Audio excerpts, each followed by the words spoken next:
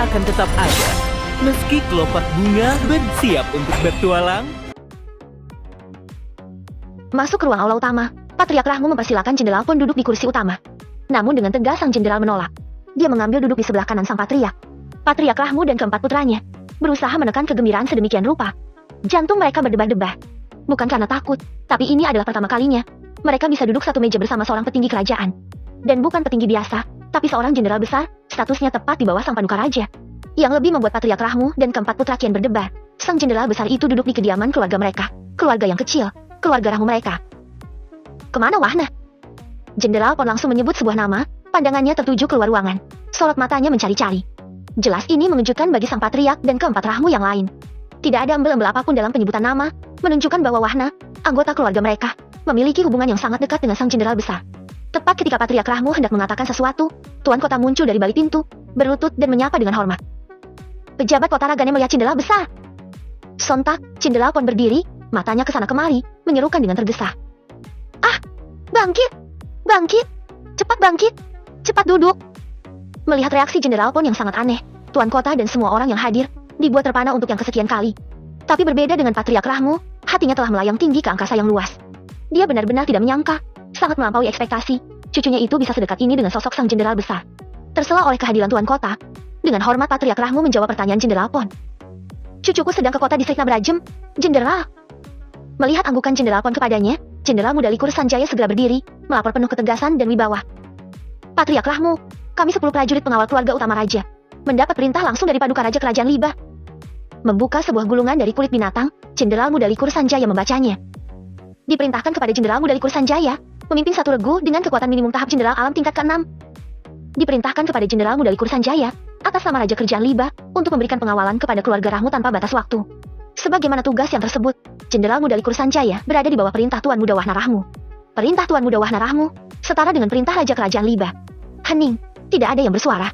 Bahkan jika ada jam dinding di ruangan itu, maka suara detak akan terdengar lebih keras dari apapun.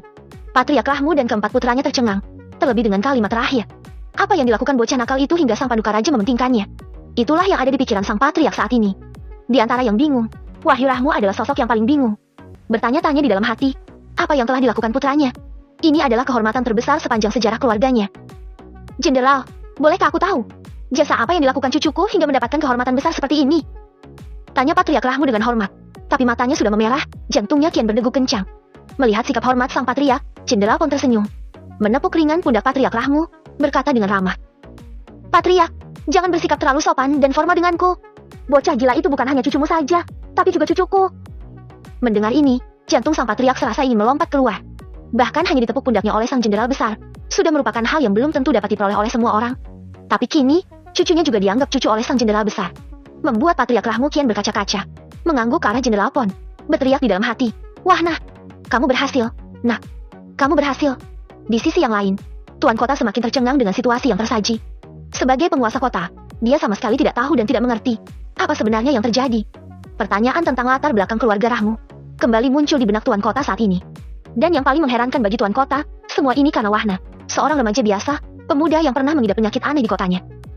Jenderal muda, mulai hari ini, aku akan menyerahkan tugas pimpinan kepada Jenderal. Ujar Komandan Dasa dengan hormat, menghadap ke arah Jenderal Muda Likur Sanjaya. Jenderal Muda Likur Sanjaya tersenyum. Tunggu Tuan Muda Wahna terlebih dahulu. Beliau yang akan memutuskan. Untuk saat ini, aku akan mengikuti pengaturanmu. Dan tentunya yang terkait dengan keselamatan kedua orang tua Tuan Muda Wahna. Mendengar ini, Wahyu Rahmu hampir saja berteriak kencang. Putranya telah menerbangkan seluruh keluarganya, jauh melampaui siapapun di dataran Liba. Mimpinya hanya ingin menjadi keluarga kelas 2 yang tenteram. Tapi putranya telah membawa mereka ke puncak keberadaan status keluarga. Tanpa sadar, air mata Wahyu Rahmu menetes, membatin satu kalimat. Nah, terima kasih. Jenderal Pon bertanya pada saat ini. Patriark, bukankah cucu kita itu datang bersama 2 orang gadis? Apakah mereka berdua juga ikut dengannya ke kota distrik? Mendengar kata cucu kita, Patriark Rahmu menjadi sedikit gelagapan. Tidak, Jenderal. Kedua gadis itu sedang berkultivasi di menara kultivasi. Oh, begitu rupanya. Jangan panggil aku sebutan Jenderal. Panggil saja tetua. Rasanya akan lebih akrab. Sahut Jenderal Pon tersenyum. Tapi kemudian, sang jenderal besar bertanya cepat dengan mata melebar. Apa katamu tadi? Berkultivasi di mana? Patriark Rahmu terkejut. Hampir saja terjatuh dari kursinya, pekikan Jenderal Pon sedikit mengandung energi. Sedikit ragu-ragu, Patriark Rahmu menunjuk jari ke arah belakang, berkata dengan takut-takut. Menara kultivasi? Menara kultivasi.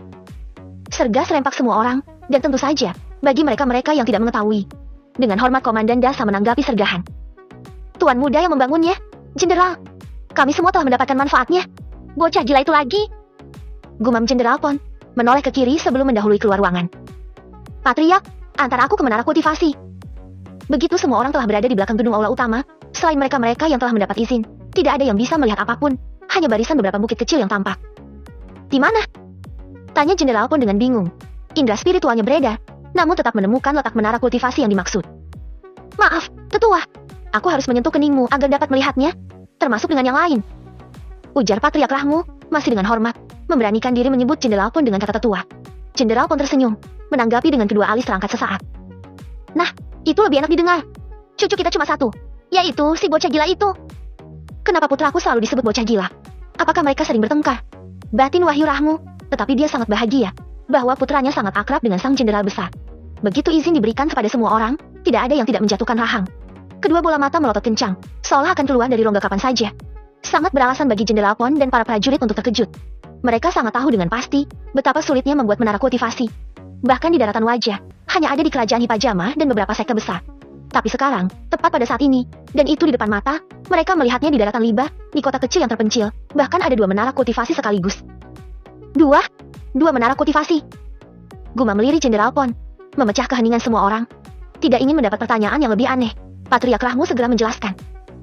Tetua, menara kultivasi yang berwarna kuning, kami menyebutnya menara kuning. Terdiri dari 7 lantai, setiap lantai terdapat 9 ruang yang mewakili setiap tingkat dari satu tahap kultivasi. Titik cahaya keemasan, menandakan bahwa ruang pada lantai tertentu ada penghuninya sedang berkultivasi. Ceti, lantai bawah hingga lantai tertinggi dari menara kuning, sama dengan tahap pembentukan tubuh hingga tahap Raja Alam. Orang-orang yang baru mengetahui, hanya bisa mengangguk keheranan. Terlebih bagi Jenderal Pon, dirinya telah hidup selama ribuan tahun, belum pernah melihat menara kultivasi selengkap ini. Bahkan daratan wajah, hanya terdiri 3 lantai paling banyak. Itu pun hanya pada tingkat tertentu saja. Lalu yang kedua? Desak Jenderal Pon, ekspresinya kian penasaran penuh kagum. Patriak Rahmu menjelaskan dengan jujur. Menara yang berwarna hijau, memiliki jumlah lantai yang sama dengan menara kuning. Begitu juga dengan jumlah ruang di setiap lantainya. Lantai dasar minimal harus berada di tahap Kaisar Alam. Lantai kedua untuk tahap Satria Suci. Lantai ketiga bagi tahap setengah immortal tingkat awal. Lantai keempat untuk tahap setengah immortal tingkat menengah. Lantai kelima untuk tahap setengah immortal tingkat akhir. Dan lantai keenam untuk tahap Saint. Selanjutnya, cucuku tidak menyebutnya. Luar biasa. Benar-benar luar biasa. Jenderal Pon berseru mengungkapkan kekagumannya. Dan tepat pada saat ini, setitik cahaya keemasan di lantai 4 ruang ke-6 bersinar lebih terang daripada yang lain. Menerobos. Gumam lirih Jenderal Pon. Wahyu Rahmu maju selangkah, memberitahu dengan hormat. Ini salah satu gadis yang bersama putraku, Jenderal. Selaras dengan ucapan Wahyu Rahmu, seorang gadis muncul di lantai bawah, tepatnya di luar gerbang menara. Patut diketahui, begitu menerobos dan kultivasi telah stabil, maka orang yang menghuni ruang tertentu pada menara akan diteleportasikan ke lantai dasar di luar menara. Guru. Gumam lirih Dayu. Begitu dirinya muncul di luar menara, yang pertama masuk ke visinya adalah Jenderal Pon. Memperhatikan kultivasi murid sekaligus keponakannya itu. Mulut Jenderal Pon sedikit ternganga, berseru takjub. Kamu sudah berada di tingkat ke-7? Bukankah 4 bulan lalu kamu berada di tingkat ke-4? Berapa hari kamu berada di menara itu? Di saat yang sama, di belakang Jenderal Pon, ketika melihat sosok Dayu, Jenderal muda Likur Sanjaya dan prajuritnya hendak berlutut. Tapi urung dilakukan. Suara sang jenderal besar terdengar di benak. Jenderal Pon memberi alasan bahwa sang dewa perang sangat anti dengan tindakan berlutut. Membuat Jenderal muda Likur Sanjaya memberi tanda kepada prajuritnya. Menghampiri Jenderal Pon, Dayu mengerutkan kening dengan senyum menggoda. Kenapa sekarang guru mirip aku dengan begitu banyak pertanyaan? Ah, pasti bocah gila itu lagi.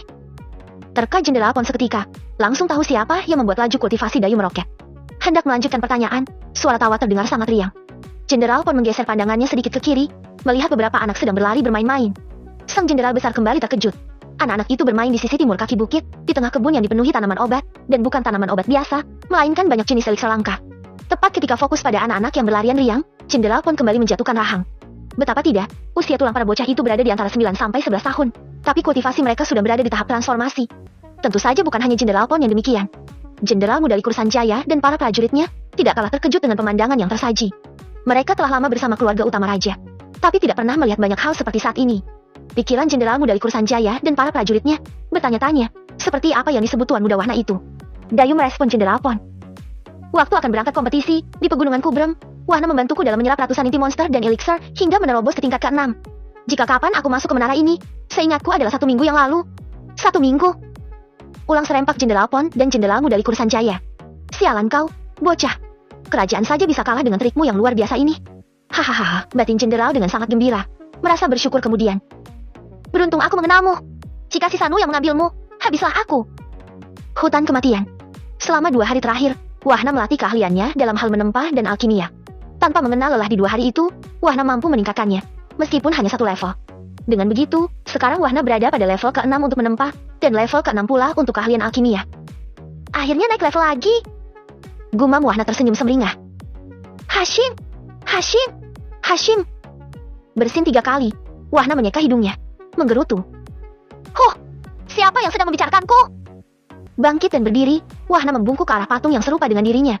Menoleh ke kiri, melihat 3 deret pintu batu. Ia menghampiri pintu paling kiri. Pintu itu adalah pintu yang sama, tempat di mana terdapat tumpukan koin emas yang meninggi. Dan hingga kini, Wahna belum sempat menggunakannya sama sekali. Di dalam ruangan yang sangat luas itu, dari 30 pintu yang ada di sepanjang dinding, Wahna menuju pintu pertama, terletak di sebelah kirinya. Begitu pintu terbuka, memperlihatkan sebuah ruangan berukuran sedang, kira-kira 4 kali 4 meter. Di ruangan itu, terdapat sebuah tempat tidur yang terbuat dari batu giok. Memancarkan energi sangat tebal, kurang lebih sama dengan ketebalan energi di komplek keluarganya saat ini. Menutup pintu pertama, Wahna membuka pintu kedua. Ruangan kedua sama persis dengan ruangan pertama, baik ukuran maupun segala isi di dalamnya. Membuka pintu ketiga, pun sama seperti 2 ruangan sebelumnya. Demikian pula dengan pintu keempat, pintu kelima, hingga seluruh pintu ditutup kembali. Ruangan ini memang cocok untuk ruang pelatihan. Bahkan untuk ruang keluarga, pikir Wahna mulai berencana. Melangkah keluar, Wahna menuju pintu paling kanan, tempat di mana dirinya mendapatkan tumpukan batu loh. Pun hingga saat ini, tidak satu pun ada yang sempat dia gunakan. Di dalam ruangan seluas lapangan basket itu, terdapat 6 pintu di sepanjang dinding. Dan dari sudut pandang Wahna, 2 pintu pada dinding sebelah kiri, 2 lagi pada dinding di depan, dan 2 pintu terakhir terletak pada dinding sebelah kanan. Menoleh ke kiri, Wahna menghampiri dan membuka pintu pertama dengan waspada. Ruangan itu kosong, ukurannya hampir tidak jauh berbeda dengan ruangan sebelum-sebelumnya. Namun pada dinding ruangan itu, terdapat beberapa cermin yang menempel tergantung. Semua bentuk dan besarnya sama, persegi panjang seukuran buku tulis. Hanya warna bingkai setiap cermin yang membedakannya. Dengan hati-hati, Wahna menjulurkan tangan kanan, menyentuh cermin dengan bingkai berwarna merah, meminta sistem menganalisisnya. Sistem. Ting. Cermin ruang dimensi transformasi. Luas ruang dimensi adalah 1 juta hektare. Dihuni monster dan binatang buas yang setara tahap transformasi. Sistem. Ting. Binatang buas atau monster yang terbunuh dapat hidup kembali seperti semula setelah 1 bulan, meskipun telah dimusnahkan. Segala makhluk yang berada di dalam ruang dimensi tidak dapat hidup di luar ruang dimensi. Wahna terkejut dalam gumam, berseru gembira kemudian. Ini bagus untuk pelatihan dan menguatkan fondasi kultivasi. Sistem, bagaimana jika orang yang masuk ke dalam cermin ini terbunuh? Tanya Wahna memastikan dugaannya.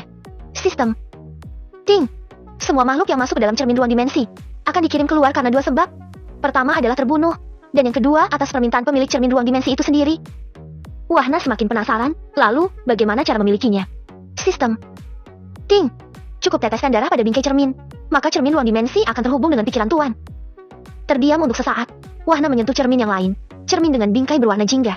Analisis sistem persis sama dengan sebelumnya. Hanya tahap kultivasi makhluk di dalamnya yang berbeda. Berpikir sejenak, melihat banyaknya cermin pada dinding, Wahna menggerutu di benak. Jika aku harus mengambil semua cermin, berapa ember darah yang harus aku peras dari tubuhku? Tepat ketika menoleh ke kanan, Wahna menaikkan alis kiri. Sebuah cermin terlihat paling berbeda.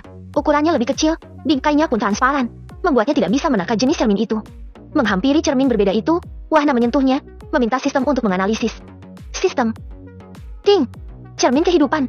Memiliki luas ruang dimensi 10 hektare. Terbagi menjadi 5 kawasan yang berdampingan. Sistem. Ting. Kawasan perumahan 2 hektare. Perkebunan obat 2 hektare. Perkebunan bahan pangan 2 hektare. Perkebunan buah 2 hektare. Dan kawasan taman beserta kelengkapannya 2 hektare. Sistem. Ting. Apapun yang berada di dalamnya akan pulih kembali seperti semula dalam waktu 1 jam. Wahna tercengang.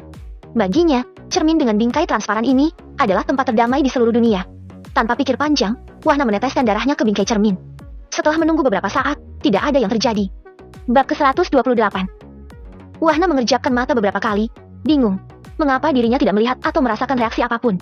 Sistem, mengapa tidak ada yang terjadi? Tanya Wahna, masih menatap cermin berbingkai transparan di hadapannya. Sistem. Ting. Cermin kehidupan ini memastikan bahwa Tuan adalah tuannya. Mendengar ini, Wahna mengerutkan kening. Jelas bahwa jawaban sistem sangat ambigu menurutnya. Dan ini adalah pertama kalinya mendengar jawaban sistem yang tidak pasti. Menatap cermin dan telapak tangannya sendiri silih berganti, Wahna membolak-balikan telapak tangan kanannya itu beberapa kali. Kembali menatap cermin kecil pada dinding, lalu kembali menatap telapak tangannya.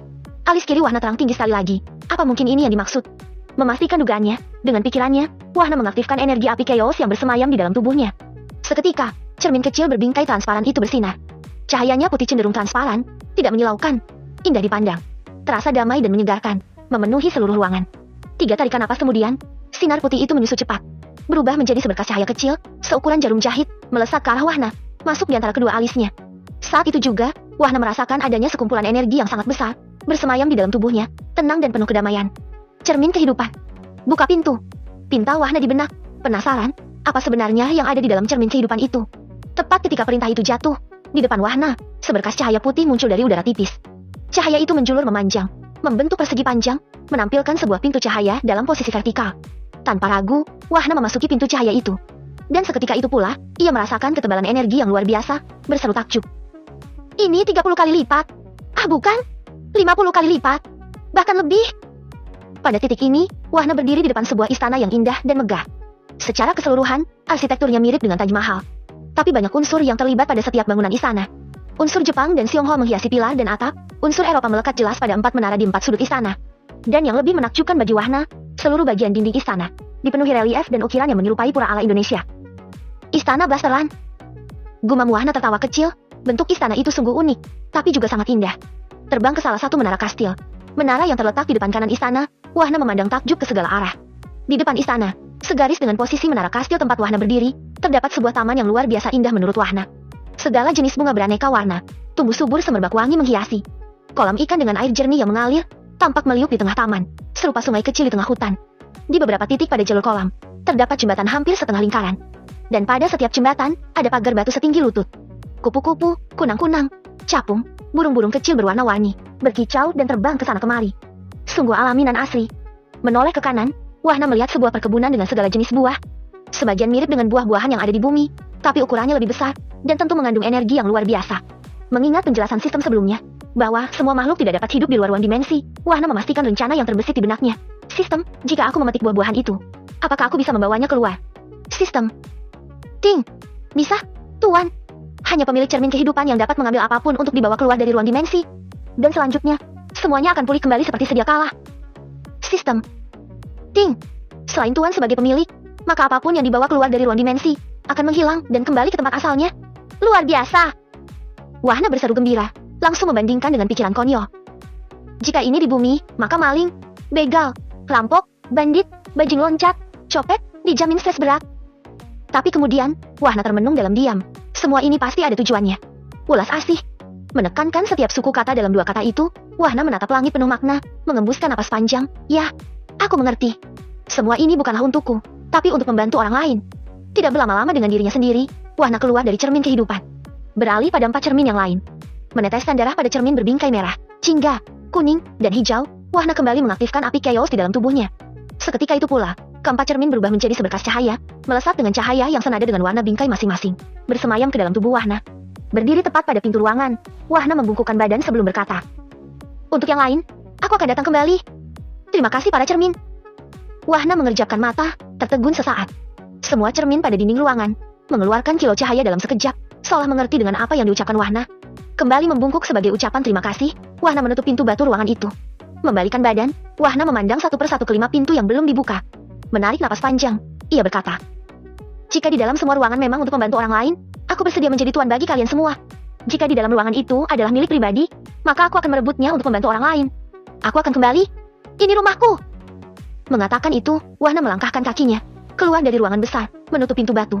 Berdiri di depan patung yang serupa dirinya, Wahna memandanginya dengan seksama. Setelah beberapa saat, dia tidak menemukan perbedaan sama sekali dengan dirinya sendiri. "Kenapa kamu sama persis dengan diriku?"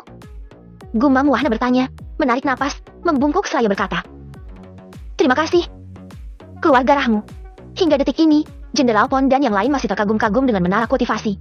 Bingung sudah pasti, heran tidak mungkin tidak. Bertanya-tanya, adalah satu-satunya yang bergulir di benak. Mendengar pekik 2 bocah perempuan memanggil nama Wahna, tanpa menunggu instruksi Jenderal Pon, Jenderal Muda Likur Sanjaya dan para prajuritnya, bergegas menghampiri, berlutut di depan Wahna. "Aku Jenderal Muda Likur Sanjaya, mendapat perintah untuk mengawal Tuan Muda Wahna dan keluarga.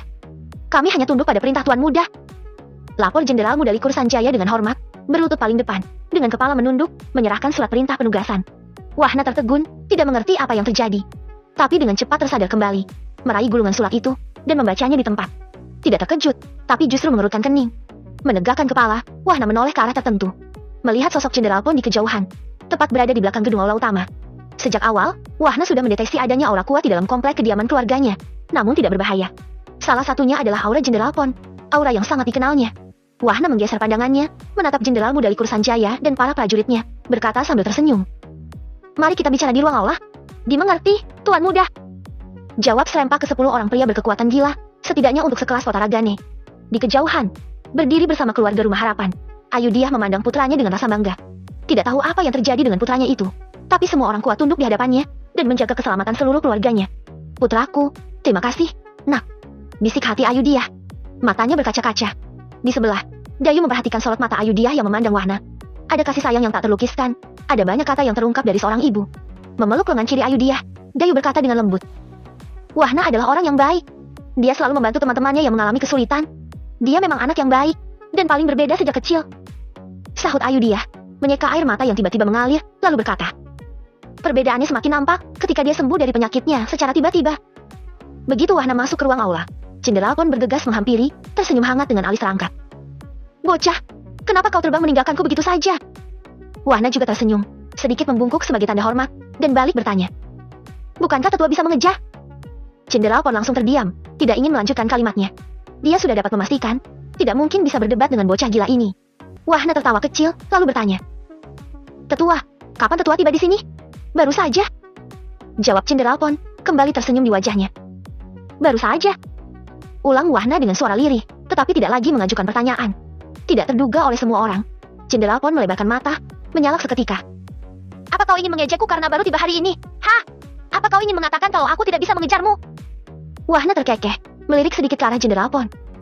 Hehehehe, tetua, aku tidak mengatakan apapun. Mendengar ini, terlebih melihat ekspresi Wahna, Jenderal Pon langsung melompat dari kursinya, meremas kedua tangannya dengan gigi terkatup. Tidak bisa tidak, semua orang yang hadir tercengang. Bagaimana mungkin, seorang jenderal besar bisa bertengkar dengan seorang pemuda belia, tapi tidak bisa membalas sama sekali? Wahna tertawa kecil, menghampiri dan merangkul Jenderal Pon. Tetua, sudahi kemahiran marahmu. Ayo kita makan buah yang sangat enak. Mengatakan itu, Wahna mengeluarkan beberapa buah-buahan yang mirip dengan buah pir kuning, tapi berukuran lebih besar. Jenderal Pon adalah orang pertama yang menyambar buah itu dari tangan Wahna, langsung menggigit dengan ekspresi kesal. Begitu menelan, Jenderal Pon menatap Wahna. Dari mana kamu mendapatkannya? Energinya sangat luar biasa. Belum sempat Wahna mengatakan apapun, sambil menggigit buah di tangannya berulang kali, Jenderal Pon menawarkan kepada yang lain, seolah dia adalah pemilik buah-buahan itu. Ayo, kalian semua, cicipi buah dari cucuku. Wahna tertegun, terlebih melihat bagaimana Jenderal Pon memakan buah, persis seperti orang yang kelaparan. Bukan hanya Wahna, tapi semua orang yang hadir, juga menatap Jenderal Pon dengan mulut terbuka. Sedangkan Patriark Rahmu, hatinya sudah terbang tinggi ke langit jauh. Dugaan tentang keakraban Jenderal Pon dengan cucunya, benar-benar terjadi tepat di depan matanya. Sang Patriark memandang Wahna dengan penuh kasih sayang dan terima kasih. Tidak terkecuali dengan Wahyu Rahmu, ayah Wahna, dia terus memandang putranya, bahkan tidak berani berkedip. Sama halnya dengan Patriark Rahmu, tatapannya penuh rasa terima kasih. Ayo, makan buahnya. Ucap Wahna memecah keheningan sesaat. Melihat masih ada sisa buah di atas meja, Jenderal Pon mengambil satu lagi, menggigitnya sekali, lalu lagi dan lagi. Wahna tersenyum melihat tingkah Jenderal Pon. Tapi ketika hendak berbicara, tiba-tiba terjadi fluktuasi energi besar, mulai berputar menuju Wahyu Rahmu. Bereaksi cepat, Wahyu Rahmu segera mundur ke tepi ruangan, duduk bersila dalam posisi meditasi. Wahna juga bersikap, merilis formasi area pelindung, menyelimuti tubuh ayahnya dalam bentuk kubah cahaya setengah lingkaran, agar tidak terganggu dengan pembicaraan di sekitarnya. Melihat tindakan Wahna membentuk formasi Rei, dan itu adalah Rei aneh, Tuan Kota maupun Jenderal Muda Likur Sanjaya dibuat terpana. Pantas saja Paduka Raja sangat memperhatikan Tuan Muda ini. Tuan Muda adalah keberadaan langka, batin Jenderal Muda Likur Sanjaya. Tapi matanya melebar kembali, terbesit tanya di dalam hati, kenapa aku sulit melihat kultivasinya? Tidak menunda, Wahna bertanya tentang surat perintah penugasan Jenderal Muda Likur Sanjaya dan para prajuritnya. Dalam jawabannya, Jenderal Muda Likur Sanjaya tidak memberitahu status Jenderal Pon. Hanya sebatas menyampaikan tentang surat perintah. Dan tentu saja, hal itu telah diperingatkan oleh Jenderal Pon sebelumnya. Kami tidak tahu alasan detailnya, Tuan Muda. Jawab Jenderal Muda Likur Sanjaya dengan hormat. Wahna menghela napas, bersandar di kursinya. Baiklah, Paman Dasa, Paman Solas, juga Paman Likur, silakan Paman bertiga mengatur bagaimana sebaiknya. Untuk Paman Dasa dan Paman Solas, sampaikan semua hal yang terkait dengan keluarga kita kepada Paman Likur. Dimengerti, Tuan Muda. Jawab serempak ketiga pria itu dengan hormat. Memandang Jenderal Muda Likur Sanjaya, Wahna mengingatkan, tersenyum wajahnya, tegas nada suaranya. Paman Likur, jangan pernah menganggapku sebagai atasanmu atau sejenisnya. Kita semua adalah satu keluarga. tentu harus saling melindungi. Satu hal pantanganku, jangan pernah berlutut di hadapanku. Jenderal muda Likur Sancaya langsung berdiri, membungkuk dengan hormat. Seperti yang diinginkan Tuan Muda. Beralih pada Tuan Kota, Wahna berucap dengan hormat. Tuan Kota, maafkan aku bila kata-kataku terkesan lancang. Jika Tuan Kota membutuhkan bantuan keluarga Rahmu dalam hal pengawalan, sepanjang itu untuk kepentingan Tuan Kota dan kepentingan kota ini, Tuan Kota bisa datang kapan saja. Terima kasih, Tuan Muda. Pasti aku akan selalu berkonsultasi dengan Patriark. Sahut Tuan Kota, mencondongkan badan ke depan, penuh dengan rasa terima kasih. Dari awal hingga detik ini, dia terkejut tanpa henti. Wahna mengingat. Ingat, kakekku bukan pembuat keputusan.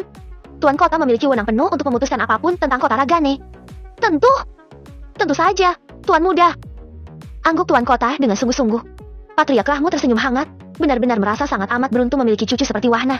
Tak henti-hentinya berucap syukur di dalam hati. Bocah, bagaimana kamu bisa membuat benar? Jenderal pun tidak melanjutkan ucapannya, matanya kembali membelalak, menyergah dengan nada menyala. Kultivasimu? Kenapa kultivasimu hanya terlihat satu dan samar? Kenapa aku tidak bisa lagi melihat kultivasimu yang asli? Wahna mengangkat alis kirinya, tersenyum dan balik bertanya. Apakah kemampuan tetua menurun? Tidak hanya Jenderal Pon, semua orang tercengang mendengar pernyataan Wahna. Sungguh sangat jelas bagi siapapun, tidak akan ada yang berani mengucapkan itu kepada sang jenderal besar. Tapi berbeda bagi Jenderal Pon sendiri, dia sudah terbiasa dengan Wahna yang selalu meledeknya. Melotot sambil menggigit buah di tangannya.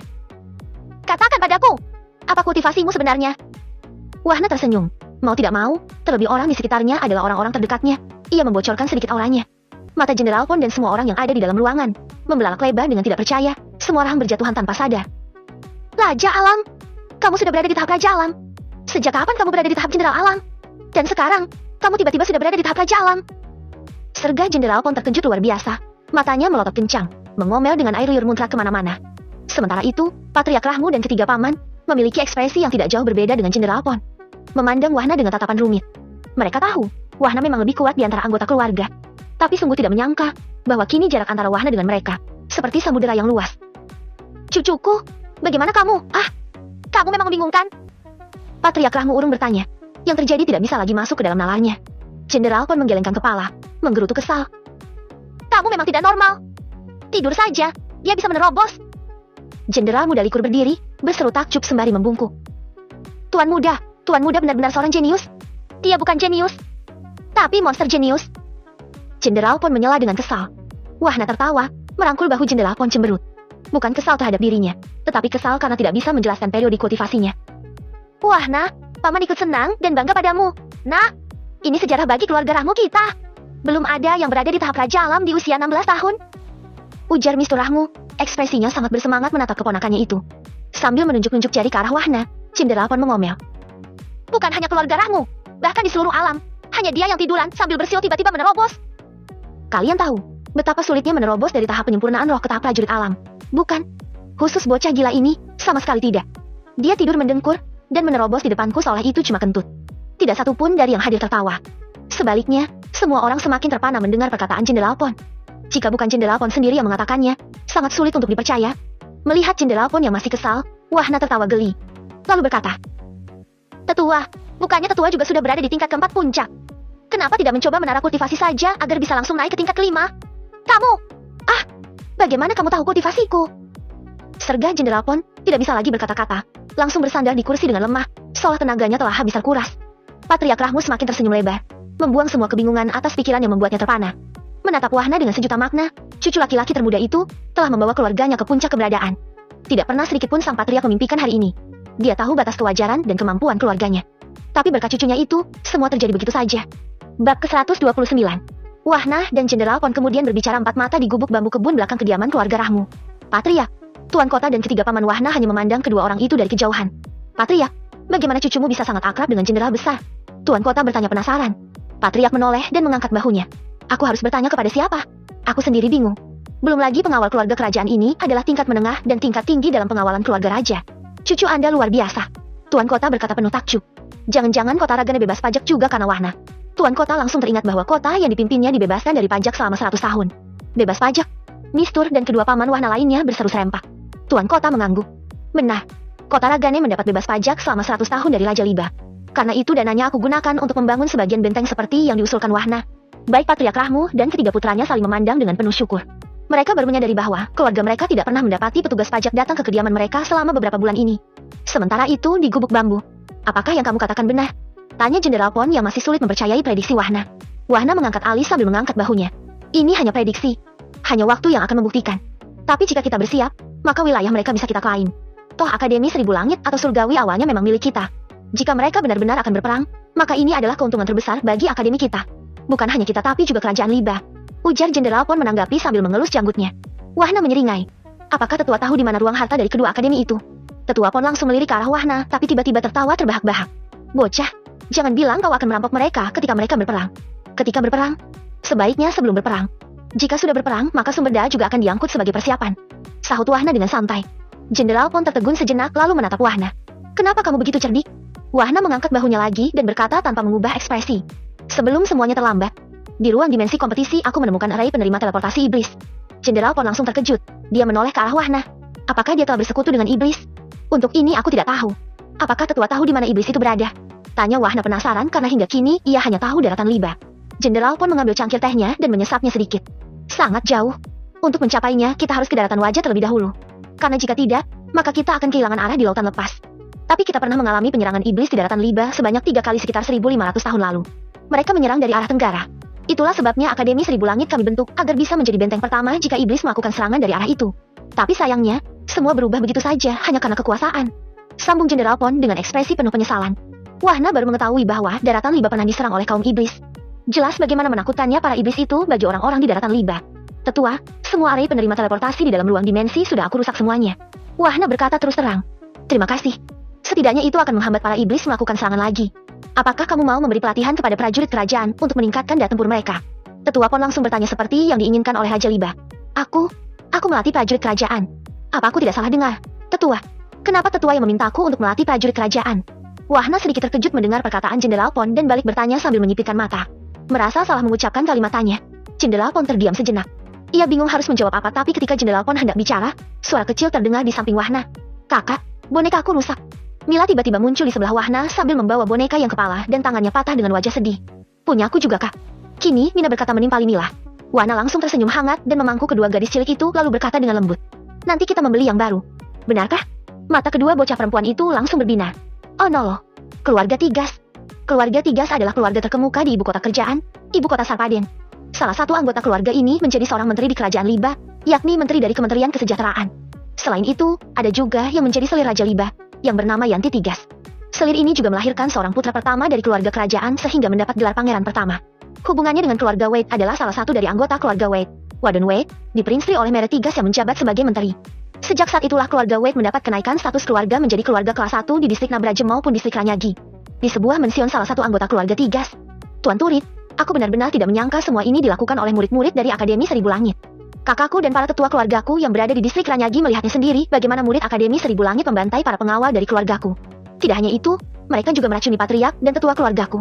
Suawet melaporkan kejadian yang menimpa keluarganya di distrik Ranyagi kepada seorang anggota keluarga Tigas bernama Turip Tigas. Turip Tigas adalah putra kedua dari patriark Tigas, Dapesa Tigas.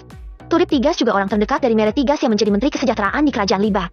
Suawet berharap mendapat dukungannya ketika melaporkan hal ini kepada Menteri Mere Tigas. Turip Tigas mengerutkan kening. Kenapa mereka melakukannya? Bukankah mereka adalah sekutu kita di Akademi Surgawi? Itu yang membuatku tidak mengerti. Tapi semua harta yang kami kumpulkan untuk keluarga Tigas Laib tidak tersisa sama sekali. Sahut Suawet. Turip langsung menanggapi ucapan Suawet. Aku harus melaporkan ini kepada Paman Mere. Oh no loh. Akademi Seribu Langit. Sanwu, sang Master Akademi Seribu Langit sedang mondar-mandir di aula utama. Ia telah mendapatkan jawaban yang membuatnya sangat marah dari pihak Akademi Surgawi tentang menghilangnya murid-murid perguruan langit di distrik Jarangasi. Akademi Surgawi tidak hanya menyangkal bahwa murid mereka yang melakukan pembantaian dan perampokan perguruan langit, tapi juga ada kesan penghinaan bagi dirinya yang dianggap tidak mampu mengelola bawahannya. Selain itu, pihak Akademi Surgawi meminta bukti dan saksi atas tuduhan dari Akademi Seribu Langit. Milce menghadap Master. Master perguruan langit di distrik Jarangasi tiba di ruang aula utama. Sang Master Akademi langsung menoleh dan berbalik. Bagaimana semua ini bisa terjadi? Apakah kamu memiliki bukti bahwa pelakunya adalah Akademi Surgawi? Ada 4 murid yang berhasil melarikan diri, Master. Dari keempat itu semua berasal dari 4 cabang yang berbeda dan mereka mengatakan hal yang sama tentang siapa yang membantai para murid di perguruan cabang. Milce langsung menjawab. Master Akademi menyipitkan matanya. Panggil mereka ke sini. Ketika keempat murid dari 4 cabang perguruan yang berbeda masuk ke ruang aula, Master Akademi langsung meminta mereka mengatakan hal yang mereka ketahui tentang pembantaian di perguruan cabang. Baik Sanwu, sang master akademi maupun para tetua yang hadir terkejut sekaligus geram setelah mendengar apa yang dikatakan keempat murid perguruan cabang. Niat bertarung mereka langsung meluap, bahkan ada yang tanpa sengaja mengeluarkan aura tahap kaisar alam tingkat rendah di dalam ruang aula. Tetua Sida, tahan auramu. Mother Academy segera mengingatkan ketika merasakan tekanan aura. Maaf, Master. Tetua Sida langsung membungkuk hormat.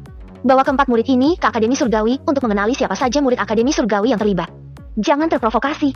Jika mereka masih menyangkal setelah terbukti, segera kembali. Kita akan akhiri nama Akademi Seribu Langit di daratan Liba. Perintah Sanwu dengan tegas.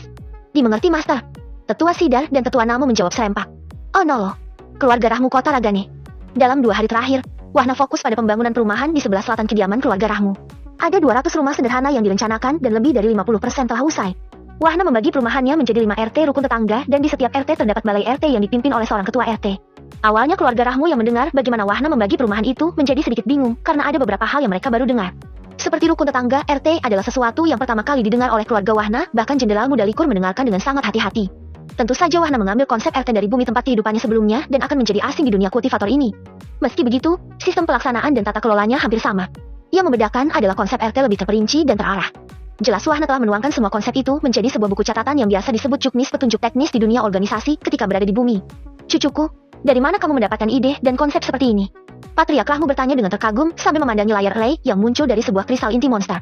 Wahna tersenyum dan menjawab. Dari melihat keadaan yang kacau di beberapa tempat, aku hanya menambahkannya sedikit. Kakek, ayah dan paman semuanya.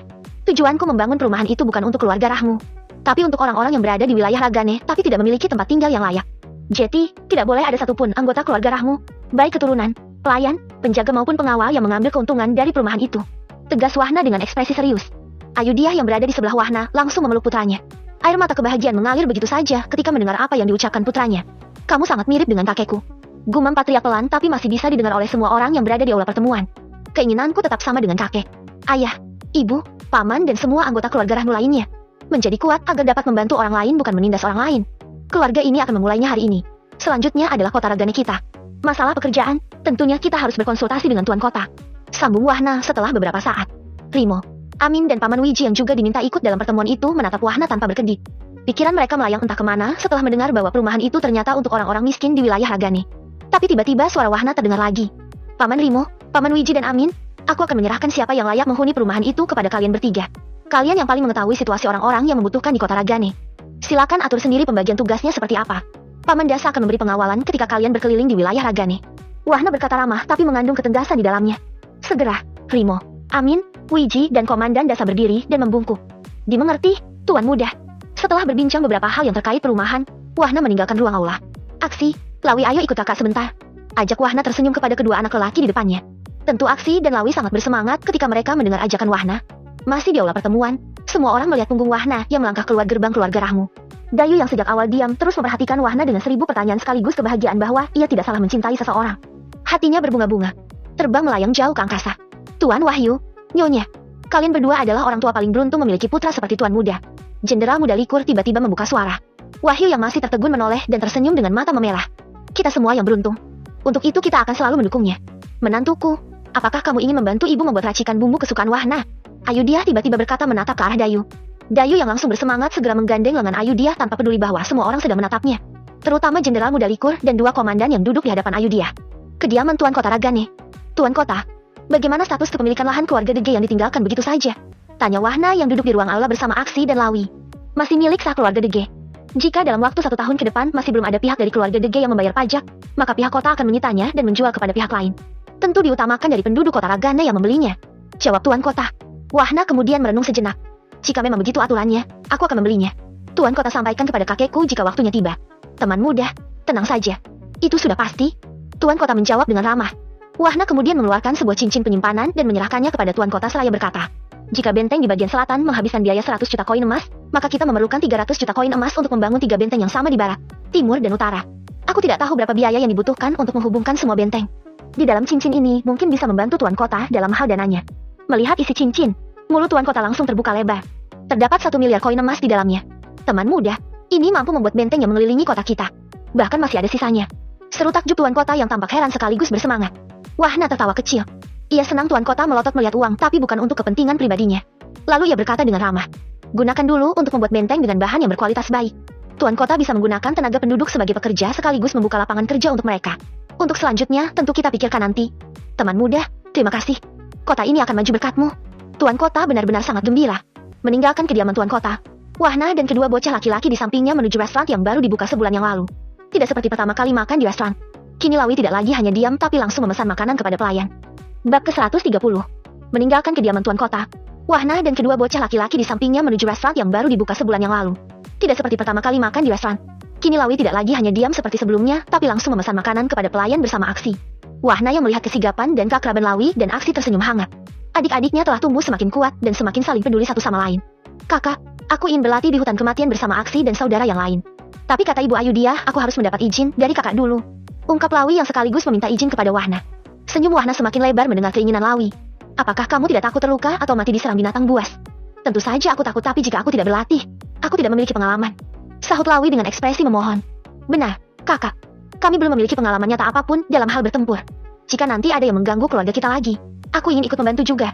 Aksi berkata sambil mengepalkan tinjunya penuh tekad. Wahna semakin senang mendengar semangat dari kedua bocah di depannya. Kakak punya tempat khusus untuk melatih pengalaman bertempur kalian berdua dan saudara yang lain. Bahkan lebih baik dari hutan kematian. Ujar Wahna memandangi kedua bocah di depannya. Benarkah? Aku harus bersiap-siap. Aksi tampak kian berkobar semangat tempurnya. Tuan, bolehkah aku meminta sedikit makanan? Aku lapar. Tiba-tiba suara seorang anak laki-laki di sisi jalan seberang restoran terdengar meminta makanan kepada pedagang roti telur. Pria setengah baya yang menjual roti telur tersenyum dan memberikan sepotong roti kepada anak laki-laki yang tampak compang-camping dengan tubuh kusam, bahkan ada beberapa bekas luka di lengannya. Terima kasih, Tuan. Anak laki-laki berusia sekitar 7 atau 8 tahun itu membungkuk. Ia berbalik dan hendak memakan roti telurnya. Brak. Roti telur di tangan anak itu jatuh di tanah. Ketika ia mendongakkan kepalanya, plak. Sebuah tamparan mengenai wajahnya. Sontak anak laki-laki itu terjatuh tanpa mengerti apa kesalahannya. Apakah matamu buta? Kamu membuat pakaianku kotor. Seorang pemuda hampir seusia dengan Wahna berkata dengan marah sambil mengibaskan tangannya membersihkan pakaiannya dari bekas roti telur. Aku tidak sengaja, Tuan. Maafkan aku. Ucap anak laki-laki itu sambil meneteskan air mata. Wahna menghela napas melihat pemandangan yang terjadi di depan matanya. Dia tidak menyangka masih ada anak yang kelaparan di kota tempat tinggalnya. Padahal, Tuan kota dan keluarganya sudah berkeliling untuk mencari anak-anak yang kurang beruntung tapi hingga kini tidak menemukannya lagi. Lawi dan Aksi bergegas keluar restoran tanpa meminta izin lagi kepada Wahna yang masih duduk memandang arah kejadian. Hei, apakah kamu harus berlaku kasar seperti itu? Bukankah dia hanya anak kecil? Lawi berkata keras sambil melangkah menuju anak laki-laki yang masih dalam posisi duduk menyeka air matanya. Adik, ayo bangun. Aku akan memberimu makanan. Aksi mengangkat bahu anak laki-laki itu. Remaja yang sebelumnya menampar anak laki-laki tadi langsung menoleh ke arah Lawi dan Aksi. Ia tersenyum jijik dan berkata dengan nada mengejek. Bocah ingusan. Berani sekali kamu ikut campur urusanku. Remaja itu langsung melayangkan tamparan ke arah Lawi. Tapi tiba-tiba Lawi memegang pergelangan tangan remaja itu dan meremasnya. Ah, jijik. Remaja itu berteriak dan langsung melayangkan tinju dengan tangan kirinya. Lawi yang sudah bersiap segera menendang dada bagian bawah remaja itu. Bam! Remaja itu terlempar hingga 5 meter jauhnya. Melihat temannya terjatuh, dua orang teman remaja itu langsung menyerang Lawi. Tapi sebelum salah satunya sempat meluncurkan tinjunya, sebuah kepalan kecil menghantam wajahnya hingga terjatuh dan berguling di tanah. Lawi yang juga menghadapi serangan langsung melompat dan menendang wajah orang yang tersisa. Semua orang yang melihat kejadian itu terpana. Mereka jelas tidak mengenal Lawi dan Aksi karena keduanya juga sangat jarang keluar dari kediaman keluarga Rahmu. Kedua bocah itu luar biasa. Padahal usianya masih 11 dan 12 tahun tapi sudah berada di tahap transformasi tingkat rendah. Jenius dari keluarga mana mereka? Seorang pengunjung restoran berseru melihat kecakapan pertempuran Lawi dan Aksi. Aku tidak tahu. Baru kali ini aku melihatnya. Pengunjung lain menjawab. Kamu berani memukulku. Apa kamu tahu siapa aku? Aku adalah tetangga terbaik dari keluarga Rahmu. Kalian akan merasakan akibatnya. Ketiga remaja itu langsung bangkit dan berlari sekencang mungkin setelah memberi ancaman. Lawi dan Aksi saling memandang dengan bingung mendengar ancaman remaja itu tapi kemudian mereka tersenyum dan membawa anak laki-laki itu ke restoran. Wahna yang masih duduk di restoran hampir tersedak saat menyesap anggur ringan karena ingin tertawa. Bukankah bocah yang menghajarnya adalah keluarga Rahmu tapi mereka malah tidak mengenalnya? Pelayan, aku pesan bakmi daging satu lagi. Aksi berkata pada pelayan dengan sopan. Baik, tuan muda. Pelayan pun tersenyum ramah melihat betapa sopannya bocah di depannya. Sesaat kemudian, pelayan membawa semangkuk bakmi daging ke meja Wahna. Adik, ini untukmu. Makanlah. Aksi meletakkan mangkuk berisi bakmi daging dengan aroma lezat yang menggoda. Kakak, terima kasih. Anak laki-laki itu menundukkan kepalanya dan dengan lahap menyantap bakmi daging di depannya tanpa menoleh lagi. Jika aku tidak bertemu kakak Wahna, apakah adikku akan bernasib seperti ini? Pikiran Aksi langsung teringat dengan adiknya ketika sering menunggunya pulang membawa makanan. Wahna yang melihat raut wajah Aksi langsung mengerti. Ia tersenyum bahagia bahwa Aksi memiliki hati yang baik dan penuh kepedulian. Tidak berbeda dengan Lawi yang juga langsung bertindak ketika ada orang yang tertindas. Adik, kamu berasal dari mana? Apakah kamu tidak memiliki saudara di sini? Aksi bertanya ramah sambil menikmati bakmi daging di depannya. Anak laki-laki itu menoleh dan berkata dengan ekspresi sedih. Aku tidak memiliki siapa-siapa lagi. Semuanya sudah mati. Mati. Kamu berasal dari kota ini, kah? Lawi juga bertanya penasaran. Anak laki-laki itu menggelengkan kepalanya dan menjawab apa adanya. Aku berasal dari jauh, Kak. Seingatku nama tempatku dulu Kailapa. Aku dan ibuku berdagang keliling tapi di tengah hutan kami disergap oleh orang-orang berpakaian hitam beberapa hari yang lalu setelah keluar dari kota yang besar di selatan tempat ini. Aku dibawa lari oleh pamanku karena ibu dan ayahku dibunuh oleh orang-orang jahat itu. Ketika akan sampai di pintu gerbang di sebelah sana, pamanku juga meninggal. Lukanya terlalu parah. Aku hanya berkeliling meminta makanan selama beberapa hari ini.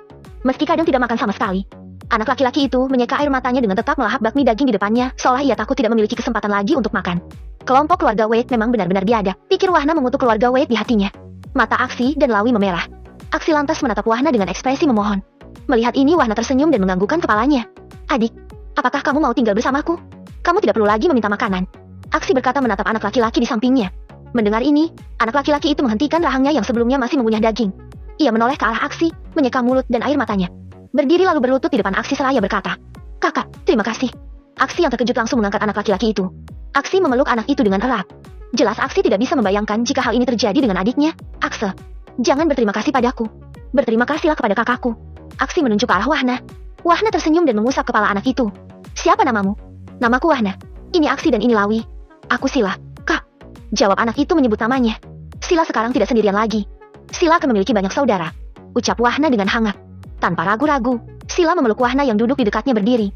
Tangisnya yang tertahan dalam beberapa hari dikeluarkannya saat itu juga. Ia menangis sejadi-jadinya seperti seorang anak yang menangis kepada ayahnya. "Kakak, terima kasih. Terima kasih telah menolongku." Ucap polos Sila dengan terisak. Wahna yang matanya juga telah memerah mengusap kepala Sila di pelukannya. Ia membiarkan Sila menangis agar bisa melampiaskan semua kesedihan yang dialaminya. Kesedihan dan tatapan anak sekecil ini adalah salah satu garis bawah bagi Wahna. Baik Wahna yang sebelumnya maupun Wahna saat ini.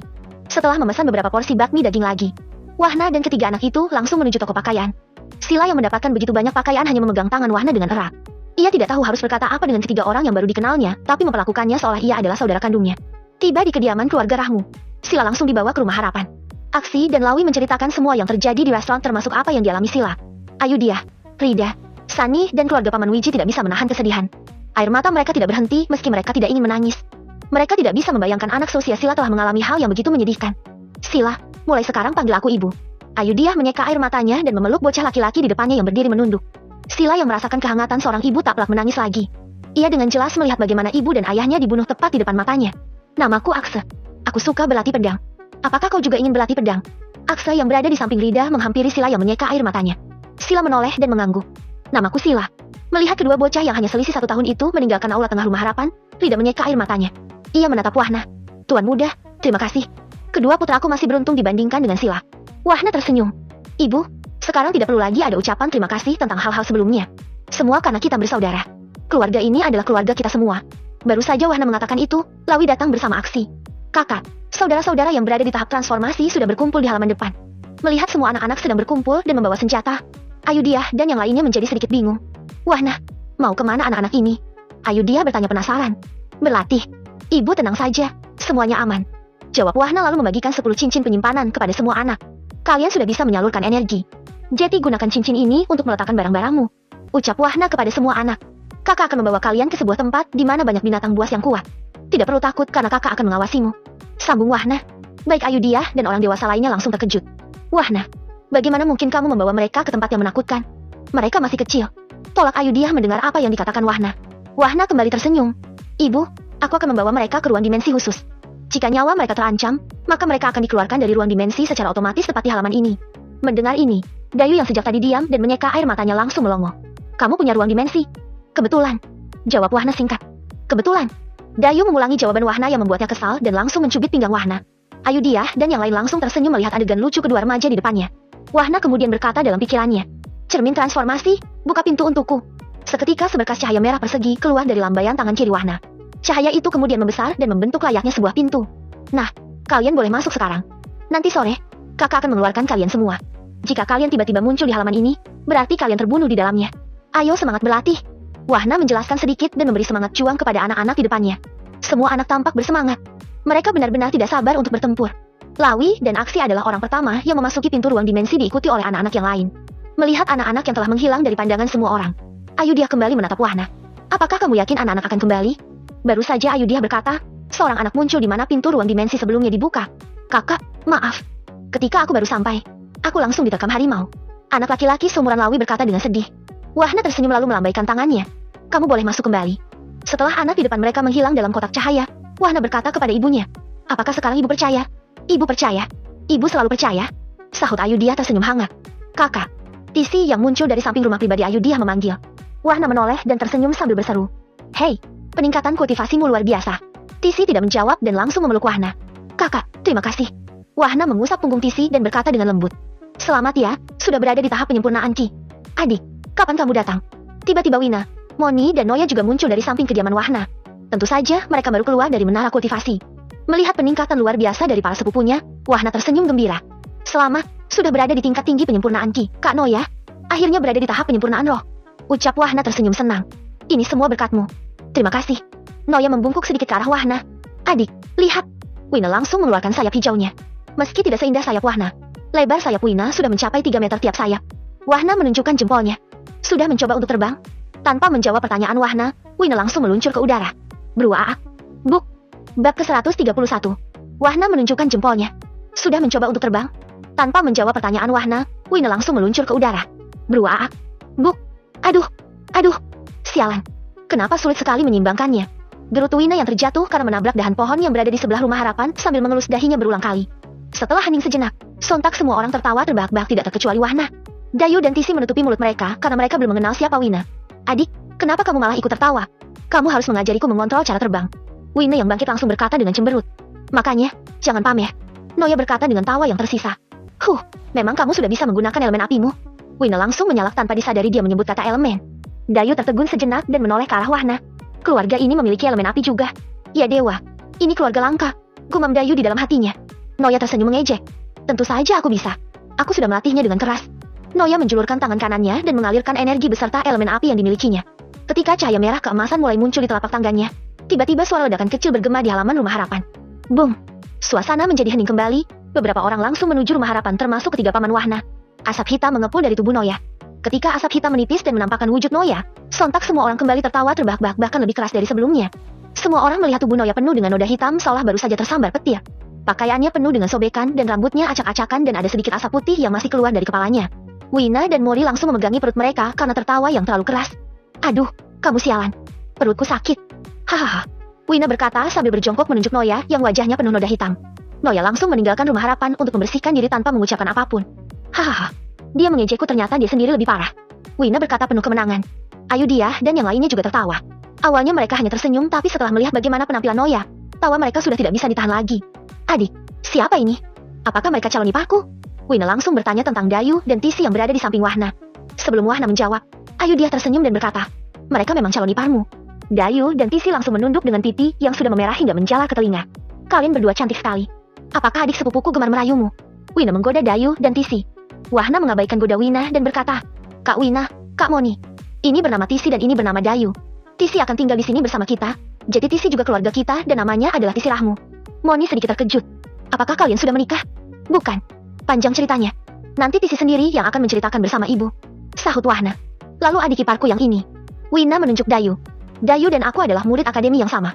Jadi kami punya kewajiban untuk kembali ke akademi. Wahna menjawab ringan. Moni, Wina, ayo ke ruang dalam dulu. Ibu akan memperkenalkan kalian dengan kedua menantu ibu. Ayudhya langsung menggandeng tangan Tisi dan Dayu. Adik, kamu keren. Wina berkata sambil menunjukkan jempolnya dan melangkah pergi. Wahna tidak menanggapi dan hanya menggelengkan kepalanya tersenyum. Jenderal muda Likur yang menyaksikan ini dari kejauhan bersama Komandan Dasa dan Komandan Sola sempat tertegun. Sepengetahuan mereka hanya Master Akademi Seribu Langit yang memiliki ruang dimensi. Itu pun harus menggunakan batu roh untuk mengaktifkannya sehingga bisa menghidupkan array teleportasi. Tapi apa yang mereka lihat saat ini, Wahna hanya melambaikan tangannya. Luar biasa. Gumam Jenderal muda Likur. Tuan muda selalu melakukan hal-hal yang luar biasa. Komandan Solas menanggapi gumaman Jenderal Likur. Keluarga ini ada yang memiliki elemen api dan angin. Luar biasa. Ini benar-benar langka. Jenderal muda Likur kembali berkata dengan takjub. Aku kira hanya tuan muda yang memiliki elemen angin. Ternyata sepupu tuan muda juga ada yang memilikinya. Komandan Solas juga berkata takjub. Jenderal, apakah Jenderal tidak ingin mencoba menara kultivasi? Komandan Dasa berkata menawarkan. Apakah diperbolehkan? Jenderal muda Likur balik bertanya. Tentu saja boleh. Tuan muda tidak pernah menganggap kita sebagai pengawal tapi sebagai bagian keluarganya. Komandan Dasa menjawab.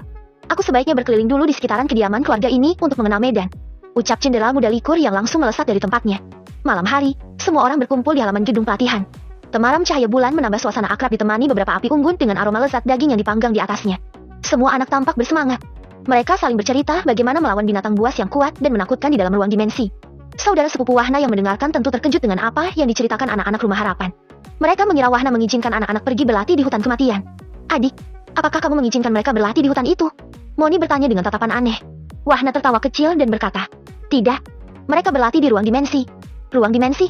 Moni tampak bingung dengan jawaban Wahna. Dayu yang berada di sebelah Wahna sambil memangku Mina menjelaskan secara singkat kepada para sepupu Wahna dan para pengawal yang duduk mengelilingi api unggun. Kakak, tadi aku membunuh beberapa binatang buas, jadi aku ingin memanggang dagingnya di sini. Loh, kok tidak ada? Aksi yang bersemangat untuk menunjukkan buruannya menjadi bingung melihat semua binatang buruannya yang berada di cincin penyimpanannya lenyap. Wahna tertawa ringan melihat ekspresi Aksi. Apapun yang kamu ambil di dalam ruang itu, ketika kamu keluar maka semua barang yang bersamamu akan kembali ke tempatnya semula. Binatang buas yang telah kamu bunuh juga akan hidup kembali di ruang dimensi itu. Aksi, Lawi dan anak-anak lainnya tercengang. Ada sedikit penyesalan di wajah mereka. Tapi berbeda dengan para pengawal, ayah Wahna dan orang yang lebih dewasa lainnya. Mereka menatap Wahna dengan takjub. Adik, aku juga ingin ke ruang dimensi anak-anak itu. Wina berkata dengan memohon. Hahaha, ruang dimensi yang dimasuki anak-anak hanya dihuni oleh makhluk tahap transformasi dari berbagai tingkat. Tujuannya memang untuk melatih daya tempur dan pengalaman. Untuk Kak Wina tentu ada ruang dimensi yang berbeda sesuai dengan tahap kultivasinya. Sahut Wahna sambil sedikit menjelaskan. Wah, ini bagus untuk peningkatan. Apakah ayah juga bisa berlatih? Wahyu Rahmu yang duduk di seberang bertanya. Wahna tersenyum mengangguk. Tentu saja ada. Tapi sekarang sudah malam. Ruang dimensi akan mengikuti waktu di dunia nyata. Apakah paman bertiga juga akan berlatih? Ayah Wahna dan ketiga pamannya langsung saling memandang. Kemudian menatap Wahna dan menganggukkan kepalanya. Kakak, apa aku juga boleh berlatih? Tisi bertanya pelan sambil memangku Mila di sebelah kanan Wahna. Belum sempat Wahna menjawab. Dayu sudah menarik lengan bajunya dengan ekspresi memohon. Wahna tersenyum lagi. Bagi yang ingin berlatih, besok aku akan membawa kalian ke ruang dimensi sesuai dengan kultivasinya. Yang terendah adalah tahap transformasi dan yang tertinggi adalah tahap prajurit alam. Sekarang saatnya makan daging ini. Sinar bulan telah menghilang digantikan cahaya mentari yang muncul dari ufuk timur menyinari wajah Wahna melalui jendela kamarnya. Wahna membuka matanya dan dering notifikasi sistem kembali berbunyi yang menunjukkan ia berhasil membunuh beberapa iblis tahap prajurit alam di ruang dimensi milik Sanu, sang master akademi Seribu Langit.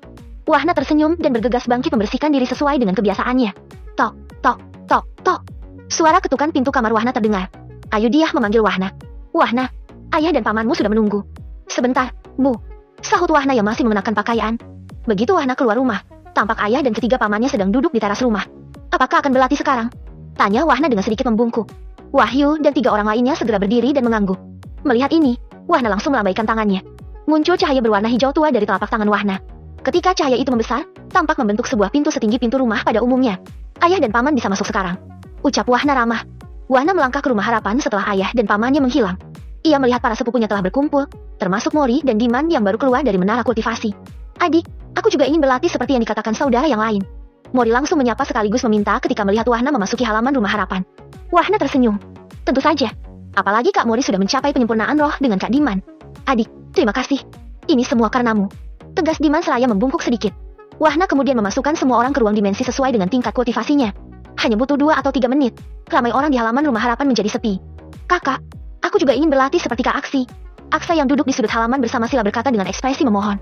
Wahna menghampiri kedua bocah itu. Aksa akan mulai berlatih 1 bulan lagi bersama dengan Sila. Ketika sudah kuat, kakak akan membawa Aksa dan Sila berlatih seperti kakak-kakak yang lain. Benarkah? Hori, kita akan berlatih. Kita harus kuat. Aksa berseru gembira sambil memeluk bahu Sila. Sila juga tersenyum senang. Ia menatap Wahna. Kakak, terima kasih. Kakak akan menjadi kakakku selamanya. Wahna langsung berjongkok menghadap Sila. Sila, sekarang rumah ini adalah rumah Sila. Aksa adalah saudara Sila. Semua orang yang ada di sini juga saudara Sila. Sila tidak perlu lagi takut kepada siapapun. Sila memeluk Wahna yang ada di depannya dengan erat. Kembali ia menangis terseduh. Mungkin masih terbayang dengan kejadian yang dialaminya beberapa waktu lalu. Wahna mengusap punggung Sila, lalu menggendongnya ke dalam aula tengah rumah harapan sambil menuntun Aksa. Setelah menenangkan Sila, Wahna menuju gubuk bambu terbuka yang berada di bawah bukit belakang rumahnya. Duduk bersandar di salah satu tiang sambil menatap tanaman obat yang terhampar di depannya. 1 bulan lagi tanaman ini harus dipanen, ucapnya di dalam hati. Wahna kemudian meluruskan kedua kakinya di depan bambu, lalu memejamkan matanya. Ia memeriksa peta dari para kawanan bandit sebelumnya. Peta yang diperiksanya adalah denah dari Akademi Seribu Langit. Meski tidak lengkap dan tidak menjelaskan secara detail, gambaran kasar dari peta yang dilihat cukup dapat dimengerti. Sayang tidak ada denah ruang harta. Gumam Wahna di benaknya. Wahna tetap memperhatikan denah Akademi Seribu Langit di dalam benaknya. Ia melihat jalur terowongan yang tertera pada peta. Jalur terowongan mengarah ke ibu kota kerajaan tapi masih belum jelas kemana tepatnya. Distrik Dumba, sepertinya aku akan berkunjung ke kota distrik itu dalam waktu dekat. Wahna berencana di dalam hati. Jenderal Pon yang baru saja keluar dari menara kultivasi memperhatikan Wahna yang tampak tidur bersandar di gubuk bambu. Ia mendesah, antara bahagia, senang, bingung, semuanya bercampur menjadi satu. Pertanyaan yang paling sulit ia temukan jawabannya adalah bagaimana cara Wahna berkultivasi. Benar-benar membuat kepala Jenderal Pon pusing 7 keliling. Ketika langkah Jenderal Pon hampir sampai di gubuk bambu, aliran energi alam yang cukup kuat melilihi tubuh Wahna.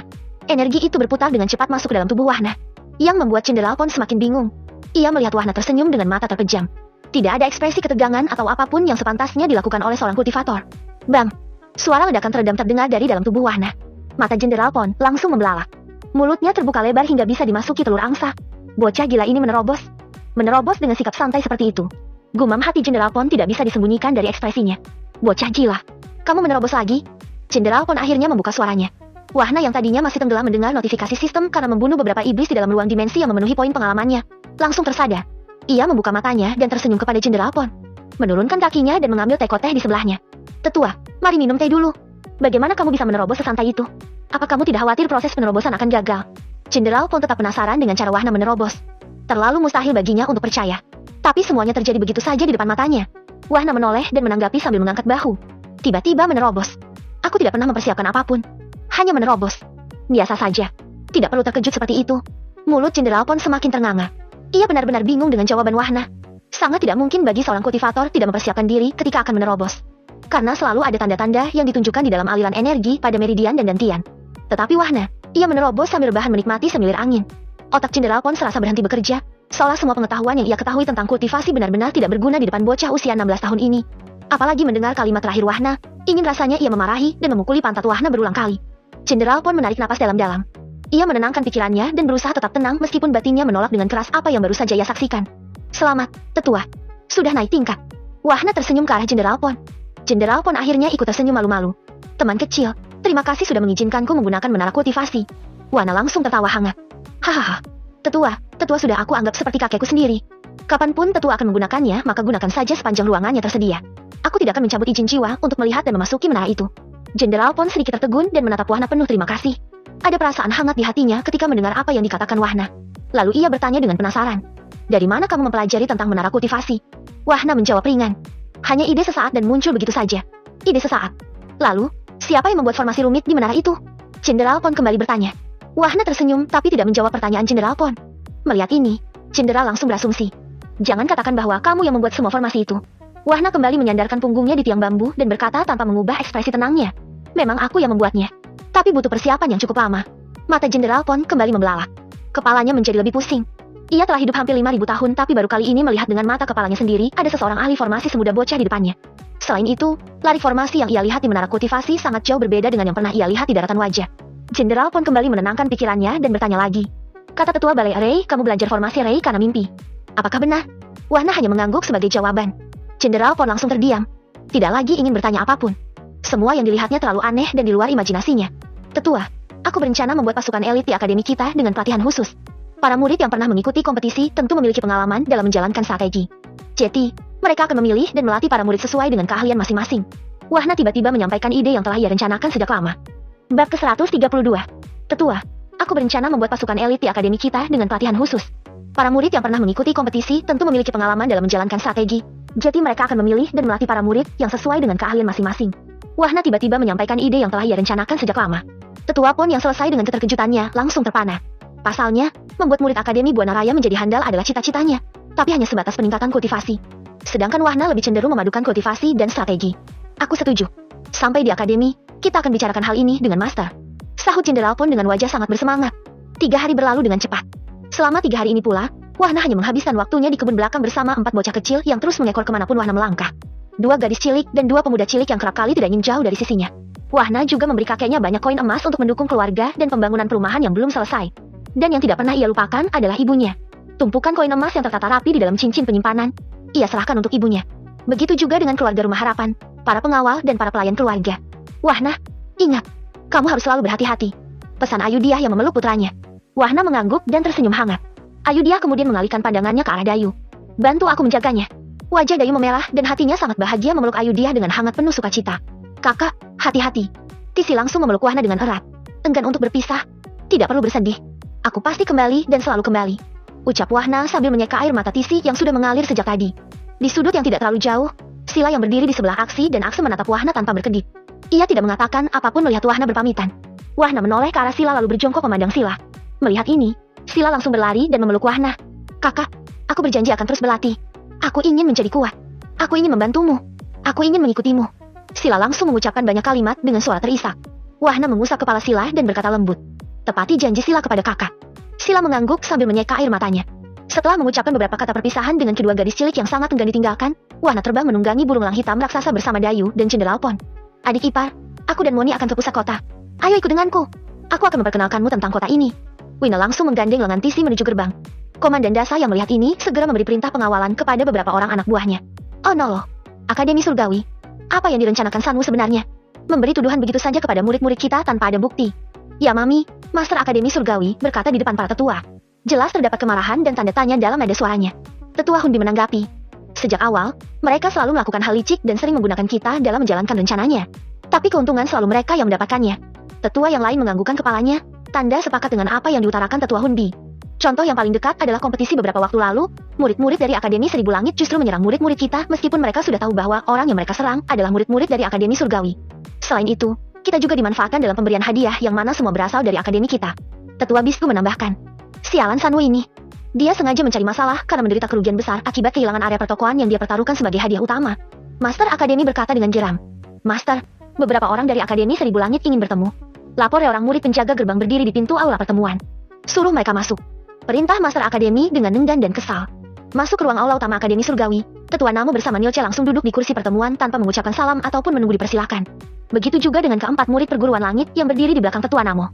Master, aku datang hari ini jelas mewakili Akademi Seribu Langit. Aku membawa saksi yang melihat kejadian secara langsung bahwa murid-murid dari akademimu telah membantai para murid dari perguruan langit. Tetua Namo langsung mengatakan tujuannya.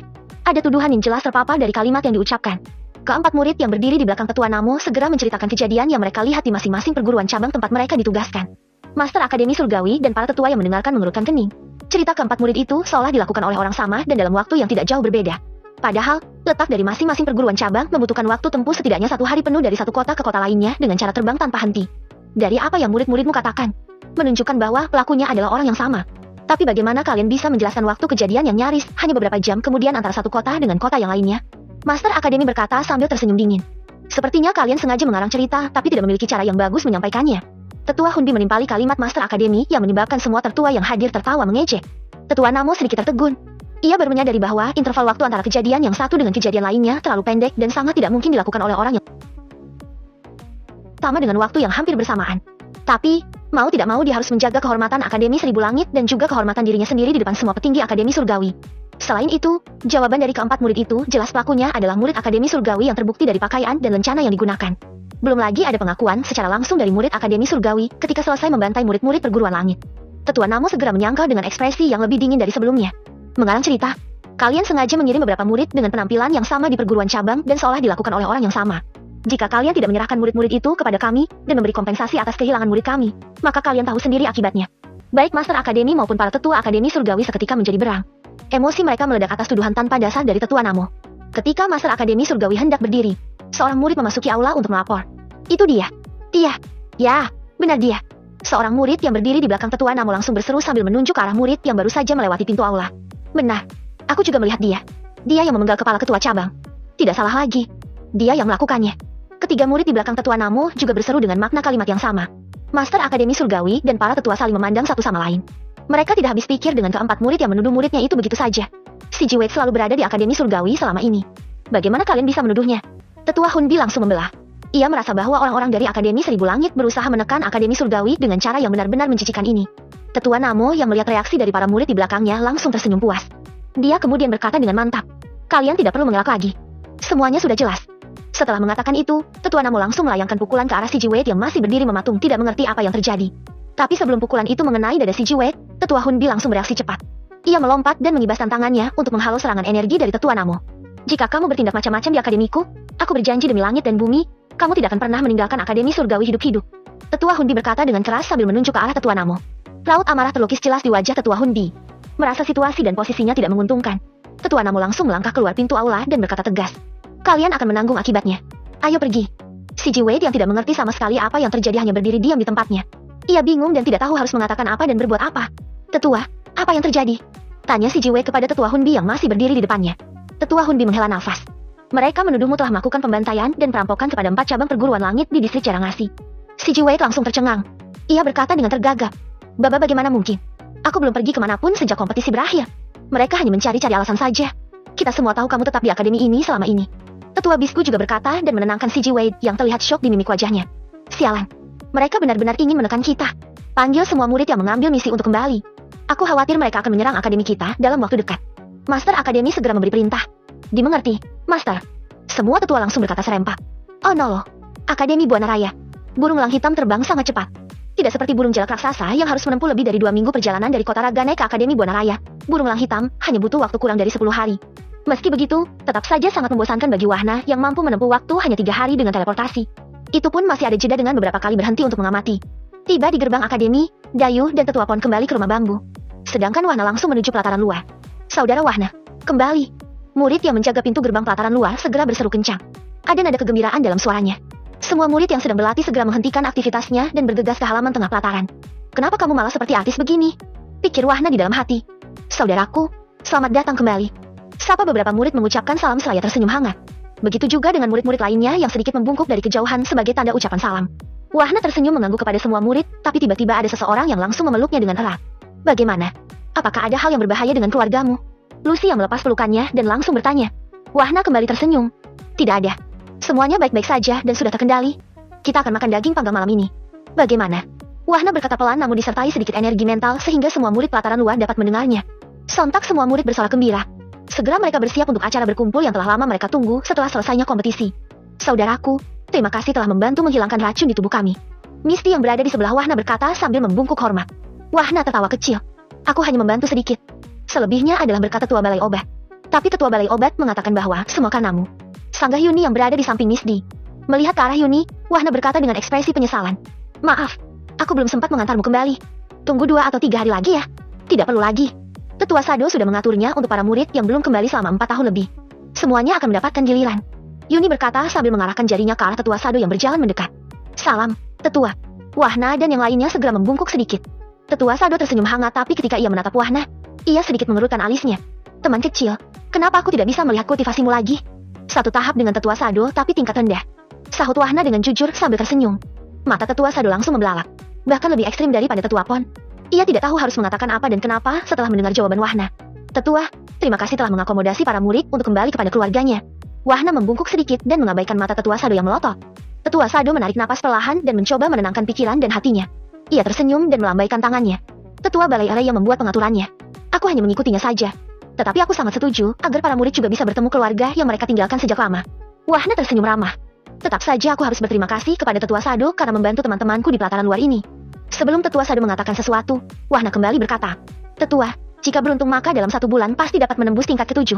Melihat cincin penyimpanan di tangan Wahna, Tetua Sado tertegun sejenak. Ia mengambil cincin itu dan melihat isinya. Lagi, matanya membelalak dan mulutnya terbuka lebar. Tetua Sado menatap Wahna dengan ekspresi yang belum pernah dilihat siapapun. Ia melihat 2 buah elixir yang sangat sulit ditemukan di daratan Liba. Ini sangat langka. Bagaimana kamu tahu aku mengalami hambatan menuju tingkat ke-7? Ucap Tetua Sado dengan tergagap. Keheranan dan kekaguman bercampur menjadi satu di benak Tetua Sado. Wahna tersenyum dan melambaikan tangannya. Tidak perlu kaget begitu. Yang penting sekarang Tetua harus segera menyerapnya agar tidak macet lagi. Teman kecil, terima kasih. Tetua Sado sedikit membungkuk dan langsung melesat ke udara, menghilang dari pandangan semua murid. Yuni menyenggol lengan Lucy sambil menunjukkan ekspresi yang seolah menanyakan kenapa Tetua Sado tampak sangat gembira. Tapi Lucy hanya mengangkat bahunya sebagai jawaban. Pada saat yang sama, Tetua Pon menuju aula utama akademi. Ketika Tetua Pon berada di pintu masuk aula, semua orang yang sedang mengadakan pertemuan segera berdiri. Salam, Tetua. 5 orang berpakaian kerajaan maju selangkah dan berlutut. Kami melihat, Jenderal. Bangkitlah. Kalian tidak perlu terlalu sopan. Duduk saja, ucap Tetua Pon dengan santai. Dimengerti, Jenderal. Jawab kelimanya serempak. Master Akademi langsung bertanya tentang kepergian Tetua Pon beberapa hari terakhir. Tetua, bagaimana dengan bocah itu? Semua sudah aman saat aku tiba. Ada sekelompok orang yang menyerang keluarganya. Jawab Tetua Pon dengan ekspresi tenang. Apakah kalian datang untuk hadiah kompetisi tempo hari? Sambung Tetua Pon kepada pejabat kerajaan. Benar, Jenderal. Paduka Raja berharap bisa bertemu dengan para murid yang memenangkan kompetisi. Jawab salah satu pejabat kerajaan. Selain di istana kerajaan, kalian tidak boleh memanggilku dengan sebutan Jenderal. Panggil aku Tetua. Jenderal pun berkata dengan tegas. Langsung kelima pejabat kerajaan itu berdiri dan kembali berkata serempak. Dimengerti, Jenderal. Tetua Pon. Malam hari, sesuai yang dijanjikan Wahna kepada para murid pelataran luar, acara memanggang daging pun dimulai. Beberapa susunan kayu bakar tertata rapi di tengah-tengah lapangan pelataran yang cukup luas. Tanpa diduga, murid dari pelataran lain juga berdatangan, terutama para murid yang mengikuti kompetisi. Sehingga lapangan tengah pelataran luar benar-benar dipenuhi lautan manusia. Bab ke-133. Tanpa diduga, murid dari pelataran lain juga berdatangan, terutama para murid yang mengikuti kompetisi. Sehingga halaman tengah pelataran luar benar-benar dipenuhi lautan manusia. Kami izin bergabung, pemimpin. Saidem dan Binta bersama seluruh murid pelataran inti yang berada di belakangnya membungkuk sebagai penghormatan. Belum sempat Wahna menjawab, Boski bersama murid-murid pelataran dalam juga datang. Kami izin bergabung, pemimpin. Boski dan Lamin beserta murid-murid yang berada di belakangnya juga membungkuk sebagai penghormatan. Bukan hanya Wahna yang tertegun, tapi seluruh murid pelataran luar juga terpana dengan begitu banyaknya murid-murid dari pelataran lain yang datang. Apalagi menyebut Wahna sebagai pemimpin serta memberi penghormatan layaknya kepada tetua akademi bahkan lebih. Merasa canggung akan keheningan suasana, Wahna terbatu kering dan berkata dengan malu. Uhuk, ayo gabung bersama. Dan jangan panggil aku pemimpin. Di sini semua sama. Pemimpin. Bukan. Saudaraku, kami belum membagi koin emas dan poin kontribusi yang kita peroleh. Kami menunggumu. Saidem berkata yang sempat salah menyebut panggilan kepada Wahna. Kalau begitu, bagikan sekarang saja sambil menikmati daging istimewa ini. Sahut Wahna tersenyum ramah. Seperti sebelum-sebelumnya, semua murid segera berbaur menjadi satu. Tidak ada lagi perbedaan status di acara yang penuh dengan suasana sukacita. Wahna, kata ibuku, kamu yang membuat obat penawar pada murid-murid yang terkena racun aneh tempo hari. Bagaimana kamu tahu jika mereka terkena racun? Nindi yang sejak awal datang berada di samping Wahna, segera bertanya penasaran. Wahna menghela napas, teringat bagaimana Wahna sang pemilik tubuh sebelumnya pernah mengalaminya. Aku pernah mengalaminya dan menderita lebih dari 2 tahun. 2 tahun? Lucy berseru serempak dengan Nindi. Wahna menekuk kedua kakinya, dan meletakkan dagu di kedua lututnya yang menyatu. Banyak hal yang aku alami ketika itu. Hinaan, caci maki, bahkan penindasan. Semuanya menyedihkan. Keluargaku juga merasakan dampaknya, terutama ibu dan ayahku. Semua orang yang berada di sekeliling Wahna menundukkan kepalanya. Mereka benar-benar tidak menyangka bahwa di balik kejeniusannya baik dalam berpikir maupun berkultivasi, ternyata ia menyimpan begitu banyak cerita kelam. Di balik senyum hangat Wahna kepada teman-temannya, ternyata ia menyimpan semua rasa kesedihannya. Lucas yang duduk di belakang Wahna terdiam dalam pikirannya. Saudaraku, terima kasih. Karena itu, aku tidak ingin melihat ada orang lain yang mengalami hal yang sama sepertiku. Pungkas Wahna sesaat kemudian. Saudaraku, kami akan selalu bersamamu. Saidem dan Lingga tiba-tiba berkata serempak dan mendapat anggukan dari murid-murid lainnya. Wahna kembali tersenyum dan menegakkan badannya seraya memandang perapian di depannya. Kita buat Akademi Buana Raya menjadi yang terkuat agar bisa melindungi orang-orang yang kita cintai. Entah siapa yang memulai pertama kali, semua orang tiba-tiba berdiri dan mengucapkan kata-kata yang sama. Hidup Buana Raya! Hidup Buana Raya! Hidup Buana Raya! Suara ribuan orang itu bergema di seluruh Akademi Buana Raya. Tetua Pon, Master Akademi dan beberapa tetua lainnya sempat terkejut mendengar teriakan serempak dari para murid. Apa yang terjadi? Lausa, tetua balai pelatihan, bertanya penasaran dan bergegas ke teras aula utama. Tetua Pon tersenyum. Matanya sedikit memerah. Bocah itu telah membangkitkan semangat seluruh murid. Semangat yang telah hilang sejak lama. Master Akademi juga memandang arah di mana pelataran luar berada. Sejak ia menjadi Master Akademi, ini adalah pertama kalinya ia melihat bagaimana para murid merasa bangga dengan akademi yang dipimpinnya. Aku sangat beruntung. Kita semua sangat beruntung mendapatkannya. Tetua Pon, terima kasih. Pelataran luar. Suasana ramai, gembira dan penuh semangat tumpah di halaman pelataran luar. Sambil menikmati daging panggang yang sebelumnya dikeluarkan tim merah kompetisi, semua murid dapat merasakan manfaat besar dari energi yang terkandung di dalamnya. Tiba-tiba sekelompok murid menghampiri Wahna. Lucas, Saidem dan yang lain langsung hendak bereaksi tapi seketika mulut mereka terbuka lebar. Mereka melihat Patek, Celeng dan kelompoknya berlutut di depan Wahna sambil menunduk. Saudara junior? Oh bukan. Saudaraku. Aku dan teman-temanku minta maaf atas semua tindakanku selama ini. Aku benar-benar menyesalinya. Patek berkata dengan suara serak. Wahna yang memperhatikan ekspresi Patek dan kelompoknya akhirnya tersenyum. Ia mengetahui bahwa apa yang disampaikan Patek adalah ketulusan. Terlihat dari alur energi mental di sekeliling tubuh Patek yang tidak berfluktuasi sama sekali. Lupakan saja. Aku yakin semua teman-teman pelataran luar juga telah memaafkanmu. Yang penting mulai sekarang kita harus bersatu, saling membantu dan saling melindungi. Ucap Wahna seraya memandang Patek dengan tenang. Satu lagi, jangan pernah berlutut di depanku. Sambung Wahna yang masih menampilkan senyum di wajahnya. Patek dan kelompoknya berdiri dan membungkuk di depan Wahna. Ia kemudian berkata dengan suara keras dan mata memerah. Teman-teman semua, aku meminta maaf atas kesalahanku. Aku benar-benar minta maaf. Patek membungkuk di depan semua orang dan berulang-ulang. Lingga yang melihat ini menghampiri Patek dan memegang bahunya. Kami sudah memaafkanmu. Kini kita harus seperti apa yang dikatakan saudara Wahna. Tegas Lingga serius. Patek mengangguk dan membungkuk kembali ke semua orang bersama kelompoknya. Semua murid pelataran inti dan pelataran dalam langsung bertepuk tangan. Ini adalah berita kebahagiaan bagi semua orang terutama bagi murid-murid pelataran luar. Saidem yang berdiri kemudian melambaikan tangannya ke atas menunjukkan agar semua murid untuk tenang. Aku akan mengumumkan beberapa hal kepada kalian semua. Pertama, kami yang mengikuti kompetisi beberapa waktu lalu, telah sepakat akan membagikan seluruh koin emas yang kami dapatkan kepada seluruh murid dari pelataran luar, pelataran dalam dan pelataran inti. Belum selesai Saidem melanjutkan kalimatnya, semua orang langsung bersorak. Seketika suasana yang baru saja tenang menjadi riuh kembali. Sesaat kemudian, Saidem melanjutkan kalimatnya.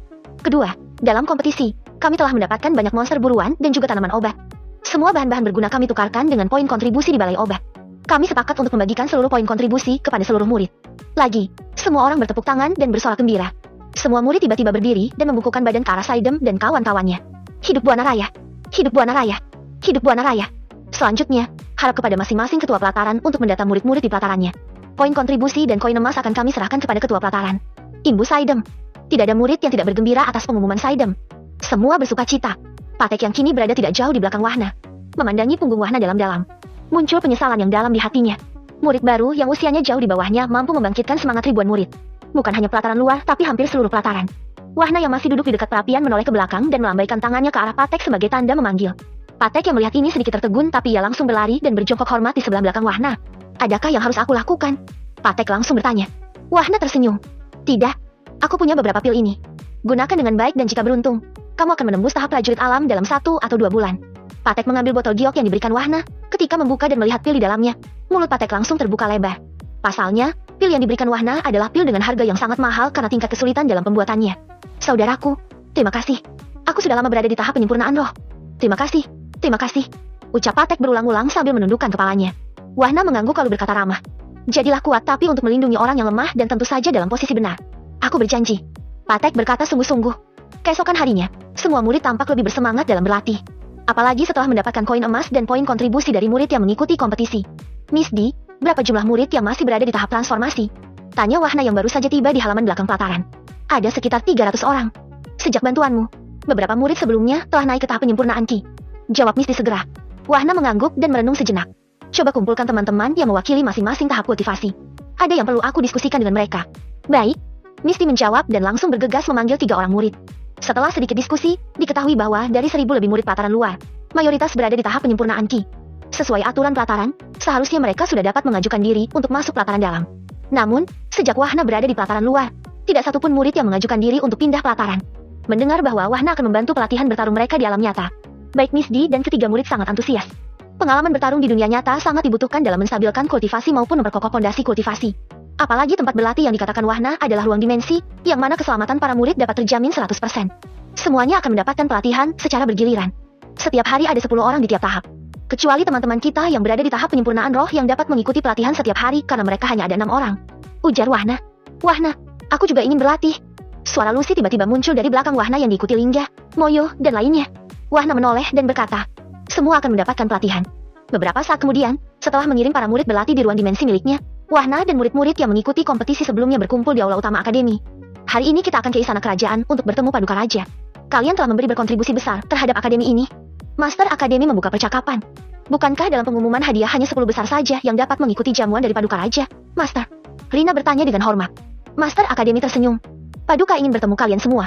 Yang belum kalian ketahui adalah Paduka Raja sebelumnya merupakan murid Akademi Buana Raya juga. Semua orang terkejut mendengar pernyataan Master Akademi. Tentu saja Dayu terkecualikan karena ia adalah putri kerajaan, putri sang Paduka Raja. Master Akademi, Tetua Pon dan kelompok Wahna segera menuju gerbang akademi di mana sudah menunggu para pejabat kerajaan dengan burung lang hitam raksasa. Yang mengejutkan beberapa murid termasuk Wahna. Mereka melihat Bagus.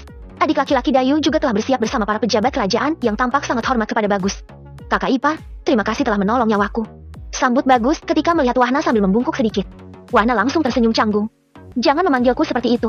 Takutnya ada yang tidak setuju. Siapa yang tidak setuju? Dayu langsung melotot ke arah Wahna sambil mencubit pinggangnya. Wahna langsung terpana melihat reaksi super cepat dari Dayu.